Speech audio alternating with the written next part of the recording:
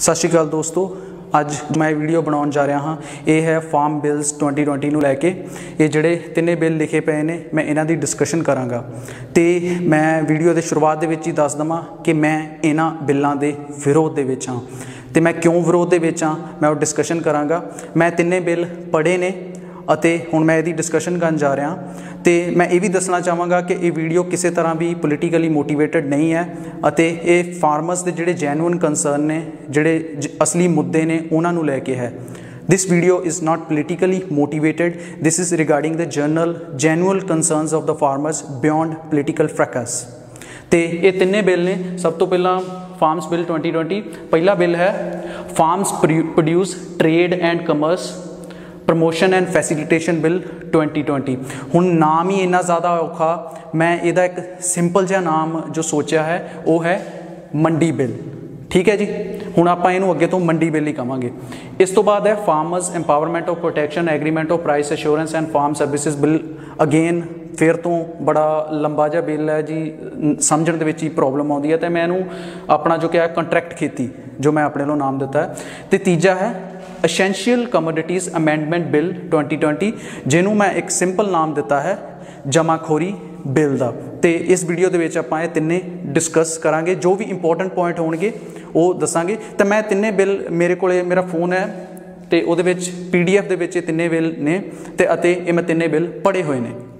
तो दोस्तों हुण मैं मंडी बिल बारे गल करन जा रहा हाँ। तिन्नां बिलों के विचों जिहड़ा साडा विरोध करन दा जिहड़ा मेन मकसद है वो इसे विच ही जिहड़े ज़्यादा पॉइंट ने उन्हां दे उत्ते साडा विरोध है। वो की पॉइंट ने उन्हां दे विचों मेन पॉइंट जिहड़े ने वो मैं तुहाडे नाल गल्लां सांझीआं करनियां चाहांगा। सब तो पहलां तां सरकार कहिंदी है कि हुण तुसीं सरकारी मंडी तो बाहर जाके फसलां वेच सकदे हो प्राइवेट मंडी दे विच। सरकारी मंडी नूं पहलां की कहिंदे सन? APMC agriculture produce market committee.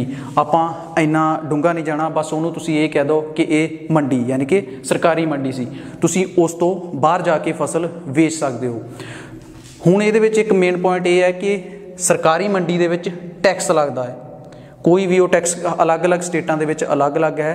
APMC act के तहत वो टैक्स लगते सन, पर प्राइवेट मंडी दे विच कोई टैक्स नहीं होवेगा।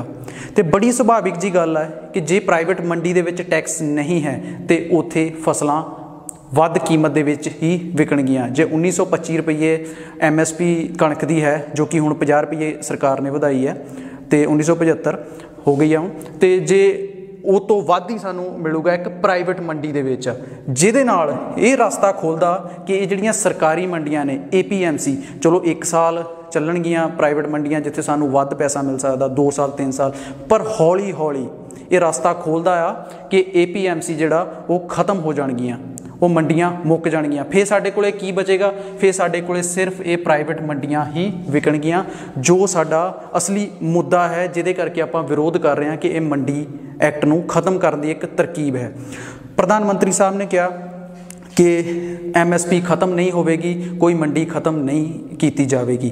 पर जे वो सच्ची ये नहीं करना चाहते तो 15 पेजां का ये बिल है फार्म जो पहले नंबर वाला बिल है 15 पेजां का, तो ये लिख के क्यों नहीं दिता कि सरकार MSP का जो गारंटी दिंदी सी उस तो भज रही है? मूँह दे नाल कहण दे नाल नहीं ये गल बननी। जो उस लिखिया हुंदा किते एक पॉइंट भी इस मैं बिल पढ़िया है किते भी MSP का कोई जिक्र नहीं किया है। तो क्योंकि प्रधानमंत्री साहब ने तो यह भी कहा सी कि नोटबंदी के दौरान कि बहुत वधिया इहदे रिजल्ट आउणगे, पर उहदा नतीजा तुहाडे सामने है। किन्ने लोगों ने उहदे विच जानां गवाईयां, 100-150 बंदा उहदे विच जान गवाई, 100-150 बंदे ने। तो इस तो इलावा फिर GST लागू की, उहदे परिणाम GDP, मैं वो सब नहीं डिस्कस करना चाहुंदा क्योंकि मैं वीडियो ज़्यादा लंबी नहीं करना चाहुंदा। तो उस तरह हुण लॉकडाउन होया, लॉकडाउन दे विच सरकारी कोई डाटा है नहीं, तो इहदा मतलब कल नूं ये भी कह सकते हैं कि भी साडे कोल तो कोई MSP का डाटा ही नहीं है, या वो प्राइवेट मंडियां दे विच किन्ने फसल चक्की या कुछ भी उहदा साडे कोले कोई डाटा नहीं है।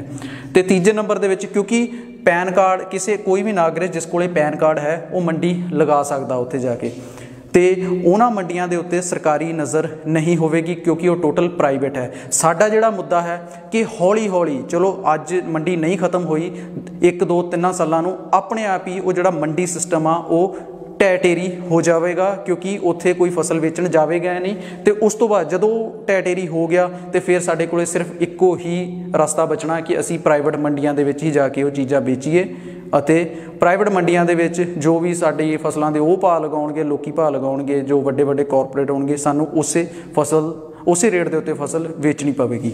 ਇਸ ਦਾ ਸਭ ਤੋਂ ਵਧੀਆ ਉਦਾਹਰਣ ਇਹ ਆ ਕਿ ਬਿਹਾਰ ਦੇ ਵਿੱਚ 2006 ਦੇ ਵਿੱਚ APMC ਐਕਟ ਖਤਮ ਹੋਇਆ ਸੀ ਤੇ ਉੱਥੇ ਜੋ ਮੱਕੀ ਦਾ ਰੇਟ ਹੈ, ਜੋ ਮੱਕੀ ਦੀ MSP ਹੈ ਉਹ 1800 ਰੁਪਈਆ ਕੁਛ ਹੈ ਤੇ ਅਸਲ ਦੇ ਵਿੱਚ ਉਹ ਕਿੰਨੇ 'ਚ ਵਿਕਦੀ ਹੈ?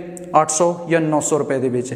ਪੰਜਾਬ ਦੇ ਵਿੱਚ ਵੀ ਇੰਝ ਹੀ ਹੈ ਕਿ ਜੇ MSP ਨਹੀਂ ਹੋਏਗੀ ਤੇ ਸਾਡੀਆਂ ਫਸਲਾਂ ਦੇ ਕੋਈ ਰੇਟ ਸਾਨੂੰ ਨਹੀਂ ਮਿਲਣਗੇ। ਪਰ ਜੇ ਪ੍ਰਧਾਨ ਮੰਤਰੀ ਸਾਹਿਬ ਕਹਿੰਦੇ ਨੇ ਕਿ MSP ਖਤਮ ਨਹੀਂ ਕੀਤੀ ਜਾਵੇਗੀ ਤਾਂ ਫਿਰ ਬਿੱਲ ਦੇ ਵਿੱਚ ਵੀ ਉਹਨਾਂ ਨੂੰ ਲਿਖਣਾ ਚਾਹੀਦਾ ਸੀ। ਦੋਸਤੋ ਅਗਲਾ ਪੁਆਇੰਟ ਇਸੇ ਬਿੱਲ ਦੇ ਅੰਦਰ ਹੈ, ਮੰਡੀ ਬਿੱਲ ਦੇ ਅੰਦਰ ਹੈ, ਝਗੜੇ ਦੀ ਸੂਰਤ ਵਿੱਚ ਜੇ ਮੰਨ ਲਓ ਤੁਹਾਡਾ ਉਸ ਪ੍ਰਾਈਵੇਟ ਮਾਰਕੀਟ ਦੇ ਵਿੱਚ ਕੋਈ ਝਗੜਾ ਹੁੰਦਾ ਆਪਣੇ ਪੈਸਿਆਂ ਨੂੰ ਲੈ ਕੇ ਜਾਂ ਤੁਹਾਡਾ ਸਮਰਥਨ ਮੁੱਲ ਤੁਹਾਨੂੰ ਨਹੀਂ ਮਿਲਦਾ, ਉਸ ਵੇਲੇ ਤੁਸੀਂ ਕਿੱਥੇ ਜਾਓਗੇ? ਤਾਂ ਉਹ ਸੈਕਸ਼ਨ 8 ਦੇ ਵਿੱਚ ਇਸੇ ਦੇ ਵਿੱਚ ਲਿਖਿਆ ਹੈ ਮੰਡੀ ਬਿੱਲ ਦੇ ਵਿੱਚ ਕਿ ਤੁਸੀਂ ਆਪਣੀ ਸ਼ਿਕਾਇਤ SDM ਦੇ ਕੋਲ, ਸਬ ਡਿਵੀਜ਼ਨਲ ਮੈਜਿਸਟਰੇਟ ਦੇ ਕੋਲ ਦਰਜ ਕਰਵਾ ਸਕਦੇ ਹੋ। ਸੈਕਸ਼ਨ 15 ਦੇ ਵਿੱਚ ਲਿਖਿਆ ਹੈ ਕਿ ਤੁਸੀਂ ਕਿਸੇ ਵੀ ਸਿਵਲ ਕੋਰਟ ਦੇ ਵਿੱਚ ਨਹੀਂ ਜਾ ਸਕਦੇ। ਸਿਵਲ ਕੋਰਟ ਦੀ ਜਿਹੜੀ ਜੂਰੀਡਿਕਸ਼ਨ ਆ ਉਹ ਇਸ ਲਾਅ ਦੇ ਉੱਤੇ ਨਹੀਂ ਹੈ, ਮਤਲਬ ਉਹ ਤੁਹਾਡੀ ਹੈਲਪ ਨਹੀਂ ਕਰ ਸਕਣਗੇ। ਗੱਲ ਆ ਜਾਂਦੀ ਆ ਹੁਣ ਇੱਥੇ ਅਫਸਰਸ਼ਾਹੀ ਦੀ ਕਿ ਇੱਕ 5 ਕਿੱਲਿਆਂ ਵਾਲਾ ਕਿਸਾਨ ਇੱਕ ਵੱਡੇ ਕਾਰਪੋਰੇਟ ਦੇ ਨਾਲ ਕਿਵੇਂ ਟੱਕਰ ਲੈ ਸਕਦਾ?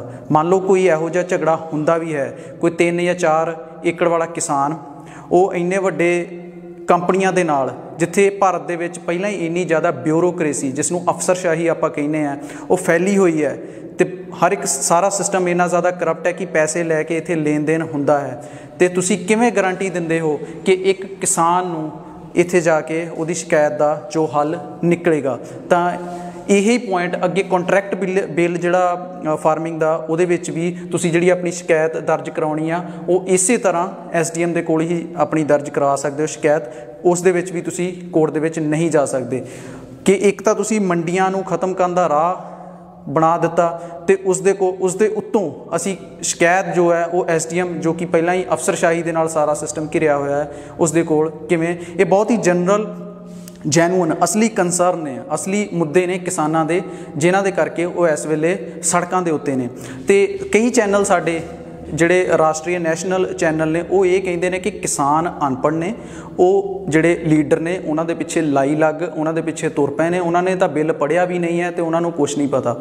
ਤੇ ਦੋਸਤੋ ਮੈਂ ਇੱਕ ਗੱਲ ਕਹਿਣੀ ਚਾਹਾਂਗਾ ਕਿ ਜਿਹੜਾ ਕਿਸਾਨ ਇੱਕ ਫਰਦ ਜੇ ਤੁਸੀਂ ਕਿਸੇ MBA ਨੇ ਸਟੂਡੈਂਟ ਨੇ MBA ਕੀਤੀ ਆ, ਉਹਨੂੰ ਫਰਦ ਦੇ ਦੋਗੇ, ਉਹਨੂੰ ਸਮਝ ਨਹੀਂ ਆਉਂਦੀ, ਤਾਂ ਇੱਕ ਅਨਪੜ੍ਹ ਕਿਸਾਨ ਉਹ ਸਾਰੀ ਫਰਦ ਪੜ੍ਹ ਲੈਂਦਾ। ਤੇ ਕਿਸਾਨ ਇੰਨਾ ਵੀ ਜ਼ਿਆਦਾ ਅਨਪੜ੍ਹ ਜਾਂ ਬੇਵਕੂਫ ਨਹੀਂ ਹੈ ਕਿ ਉਹਨੂੰ ਪਤਾ ਨਹੀਂ ਕਿ ਕੀ ਉਹਦੇ ਹੱਕ ਦੇ ਵਿੱਚ ਹੈ ਤੇ ਕੀ ਉਹਦੇ, ਬੇਸ਼ੱਕ ਉਹਨਾਂ ਨੂੰ ਇਹਨਾਂ ਦੇ ਨਾਮ ਨਾ ਪਤਾ ਹੋਣਗੇ ਪਰ ਉਹਨਾਂ ਨੂੰ ਇਹ ਪਤਾ ਕਿ ਇਹ ਮੰਡੀਆਂ ਨੂੰ ਖਤਮ ਕਰਨ ਦਾ ਇੱਕ ਰਾਹ ਕੱਢਿਆ ਗਿਆ ਹੈ। ਤੇ ਜਿੱਥੇ ਸਾਡੇ ਪ੍ਰਧਾਨ ਮੰਤਰੀ ਸਾਹਿਬ ਵੀਡੀਓ ਕਾਨਫਰੰਸਿੰਗ ਰਾਹੀਂ ਵਿਰਾਟ ਕੋਹਲੀ ਦੇ ਨਾਲ ਛੋਲੇ ਭਟੂਰਿਆਂ ਦੇ ਉੱਤੇ ਗੱਲ ਕਰ ਸਕਦੇ ਨੇ, ਕੱਲ੍ਹ ਹੀ ਕੀਤੀ ਹੈ, ਤੇ ਉੱਥੇ ਉਹ ਕਿਸਾਨ ਜਥੇਬੰਦੀਆਂ ਦੇ ਨਾਲ ਜਿਹੜੇ ਕਿ ਮੇਨ ਸਟੇਕ ਹੋਲਡਰਸ ਨੇ, ਜਿਹੜੇ ਕਿ ਮੇਨ ਇਹਦੇ ਵਿੱਚ ਭਾਗੀਦਾਰ ਨੇ, ਉਹਨਾਂ ਦੇ ਨਾਲ ਵੀ ਗੱਲ ਕਰ ਸਕਦੇ ਸਨ। ਸਾਡਾ ਮੁੱਦਾ ਮੇਨ ਇਹ ਹੈ। ਦੋਸਤੋ ਜੋ ਅਗਲਾ ਬਿੱਲ ਹੈ ਜਿਸ ਨੂੰ ਕਿ ਮੈਂ ਨਾਮ ਦਿੱਤਾ ਹੈ ਕੰਟਰੈਕਟ ਖੇਤੀ ਬਿੱਲ, ਤੇ ਉਹਦੇ ਬਾਰੇ ਹੁਣ ਜਿਹੜੇ ਮੇਨ ਪੁਆਇੰਟ ਨੇ ਉਸਦੇ ਮਸਲੇ ਉਹਦੇ ਉੱਤੇ ਆਪਾਂ ਡਿਸਕਸ਼ਨ ਕਰਨ ਜਾ ਰਹੇ ਹਾਂ। ਸਭ ਤੋਂ ਪਹਿਲਾਂ ਇਸ ਬਿੱਲ ਦੇ ਵਿੱਚ ਇਹ ਹੈ ਕਿ ਵੱਡੀਆਂ ਕੰਪਨੀਆਂ ਦੇ ਨਾਲ ਕੰਟਰੈਕਟ ਕਰ ਸਕਦੇ ਹਾਂ, ਕਿ ਵੱਡੀਆਂ ਕੰਪਨੀਆਂ ਛੋਟੇ ਕਿਸਾਨਾਂ ਦੇ ਨਾਲ ਜਾਂ ਵੱਡੇ ਕਿਸਾਨਾਂ ਦੇ ਨਾਲ ਕੰਟਰੈਕਟ ਕਰ ਸਕਦੀਆਂ ਨੇ। ਉਹ ਪਹਿਲਾਂ ਹੀ ਕਹਿਣਗੀਆਂ ਕਿ ਆਹ ਫਸਲ ਉਗਾਓ ਅਤੇ ਸਾਨੂੰ ਇੰਨੀ ਉਹਦੀ ਪੈਦਾਵਾਰ, ਜੋ ਵੀ ਉਹਦਾ ਮੁੱਲ ਹੋਏਗਾ ਤੁਹਾਨੂੰ ਇੰਨਾ ਦਿੱਤਾ ਜਾਏਗਾ, ਸਭ ਕਾਗਜ਼ੀ ਪੱਤਰੀ ਕਾਰਵਾਈ ਹੋਵੇਗੀ। ਇਸ ਦੇ ਵਿੱਚ ਜਿਹੜਾ ਦੂਜਾ ਪੁਆਇੰਟ ਹੈ ਕਿ ਰਿਸਕ ਜੋ ਵੀ ਹੈ ਵੱਡੀਆਂ ਕੰਪਨੀਆਂ ਦਾ ਹੋਵੇਗਾ। ਮੰਨ ਲਓ ਕਿ ਤੁਹਾਡੀ ਫਸਲ ਬਰਬਾਦ ਹੋ ਜਾਂਦੀ ਹੈ ਜਾਂ ਕੁਛ ਵੀ ਹੁੰਦਾ, ਉਹ ਸਾਰਾ ਰਿਸਕ ਉਹ ਵੱਡੀ ਕੰਪਨੀਆਂ ਦਾ ਹੈ। ਪਰ ਇਹ ਕਾਗਜ਼ ਦੇ ਉੱਤੇ ਜੋ ਲਿਖਿਆ ਹੈ ਬਹੁਤ ਵਧੀਆ ਲੱਗਦਾ ਹੈ, ਪਰ ਕੀ ਇਹ ਅਸਲ ਦੇ ਵਿੱਚ ਹੋਵੇਗਾ? ਜੋ ਮੇਰੀ ਆਪਣੀ ਨਿੱਜੀ ਸੋਚ ਹੈ ਉਹ ਇਹ ਹੈ ਕਿ ਮੰਨ ਲਓ ਰਿਸਕ ਫੈਕਟਰ ਕੁਛ ਮੀਂਹ ਪੈ ਜਾਂਦਾ ਜਾਂ ਕੁਛ ਵੀ ਫਸਲ ਖਰਾਬ ਹੋ ਜਾਂਦੀ ਹੈ, ਕੀ ਵੱਡੀਆਂ ਕੰਪਨੀਆਂ ਉਸ ਜੋ ਕੇਸ ਹੋਏਗਾ ਉਹਦੇ ਵਿੱਚ ਉਹ ਫਸਲ ਜੇ ਨਾ ਚੁੱਕਣ ਫਿਰ ਇਹਦਾ ਮਤਲਬ, ਪਰ ਜੇ ਵੱਡੀਆਂ ਕੰਪਨੀਆਂ, ਤੀਜਾ ਪੁਆਇੰਟ ਕਿ ਜੇ ਵੱਡੀਆਂ ਕੰਪਨੀਆਂ ਫਸਲ ਨਾ ਚੁੱਕਣ ਉਸ ਸੂਰਤ ਵਿੱਚ फिर तो अफसरशाही जिहड़ा आपां पहिलां इस तो पहिलां पॉइंट डिस्कस किया है कि उन्हां हालातां दे विच आपां SDM दे कोले जावांगे ते फिर उही जो चक्कर, क्योंकि कोर्ट दे कोल जा नहीं सकदे ते सानूं अफसरशाही वाले चक्कर दे विच सानू जाना पवेगा। अते बड़ी साफ जी गल है कि 1 2 या 3 5 एकड़ वाला किसान वड्डियां कंपनियां दे नाल मत्था नहीं लड़ सकेगा। वो इन्ने पैसे अफसरशाही या उस सिस्टम नू जो कि साडा सिस्टम करप्शन की बली चढ़ चुका है उसनू वो अपने फसलों की भेंट या जो भी पैसे ने वो नहीं लगा सकेगा। ये बहुत वड्डा जिहड़ा मेन कंसर्न है इस बिल का वो ये है। दोस्तों जो तीजा बिल है वो है एसेंशियल कमोडिटीज़ अमेंडमेंट बिल, जिहड़ा कि एसेंशियल कमोडिटीज़ एक्ट 1955 दे विच सोध की गई है। इसनूं मैं नाम दिता है जमाखोरी बिल का। इहदे विच की है कि हुण तुसीं आलू प्याज दालां अनाज ते आदि इन्हां दी जमाखोरी कर सकते हो। पहलां इहदे उत्ते लिमिट सी कि तुसीं इन्ना कि ही अनाज रख सकते हो, पर हुण इहदे उत्ते लिमिट नहीं है। तो इस बिल नूं दूजा पॉइंट यह है कि ग्राहक के नज़रिए दे नाल वेखण की जरूरत है। जे जमाखोरी हुंदी है काला बाजारी हुंदी है उहदे विच हमेशा ही जिहड़े एसेंशियल कमोडिटीज़ हुंदियां ने जिहड़ियां जरूरी वस्तां हुंदियां ने उहनां दे जिहड़े भाव ने वो वधदे ने। दोस्तों वीडियो के अंत दे विच मैं जिहड़े वीडियो दे विच मेन पॉइंट ने उहनां दे बारे एक बार फिर तो विचार करने चाहांगा कि इहदे विच है सरकार बनाम किसान। सरकार की कहती है अते किसान की कहते हैं। सरकार कहती है कि प्राइवेट मंडी आवेगी अते देश च किसान किते भी फसल वेच सकता है, तो किसान का कहना है कि ये सालों की मेहनत तो बाद बने मंडी सिस्टम नूं खत्म करके वड्डियां कंपनियां दे लई राह बनाया गया है। बड़ी साफ जी गल है कि प्राइवेट मंडियां दे विच टैक्स नहीं लगणगे, सरकारियां दे विच हैगे ने। वो एक लैवल प्लेइंग फील्ड नहीं है, मतलब दोनों लई बराबरता नहीं है, सरकारी मंडियां लई अते प्राइवेट लई। ठीक है जी। इस तो बाद सरकार कहती है कि MSP अते मंडी खत्म नहीं होवेगी। किसानां दा की सोचना है, साडा की सोचना है, मेरा की सोचना है, वो ये है कि बिल विच किते भी इसका जिक्र नहीं है। हौली हौली मंडी सिस्टम अपने आप ही खत्म होवेगा, क्योंकि किसान जे असी 3-4 साल उधर नूं नहीं जावांगे, सरकारी मंडियां दे विच असी फसल नहीं बेचांगे, प्राइवेट च बेचांगे, तो अपने आप ही APMC मंडियां वो खत्म हो जाणगियां। सरकार कहती है कि किसान नूं गुमराह किया जा रहा है। जिहड़ियां विरोधी पार्टियां ने वो सरकार दे विरुद्ध किसानां नूं भड़का रही ने अते किसानां दा कहना है कि अन्नदाता दी सुनी नहीं जा रही। वो क्यों नहीं सुनी जा रही? क्योंकि एडा वड्डा तुसी बिल पास कीते ने, 3 एडे वड्डे बिल पास कीते ने, ते इन्हां दे विच किते भी तुसी किसी किसान जथेबंदी नूं नहीं सद्दिया, उन्हां दी कोई विचार विमर्श नहीं किया उन्हां दे नाल। ते हुण भी अते अंत दे विच मैं इन्ना ही कहना चाहांगा कि सरकार नूं राउंड टेबल एक कॉन्फ्रेंस करनी चाहिए, बैठना चाहिए है अते किसानां दी जो आवाज़ है उसनूं सुनना चाहिए है, क्योंकि अन्नदाता तो बिना साडा मुल्क साडी दुनिया ये नहीं चल सकती। जय जवान जय किसान।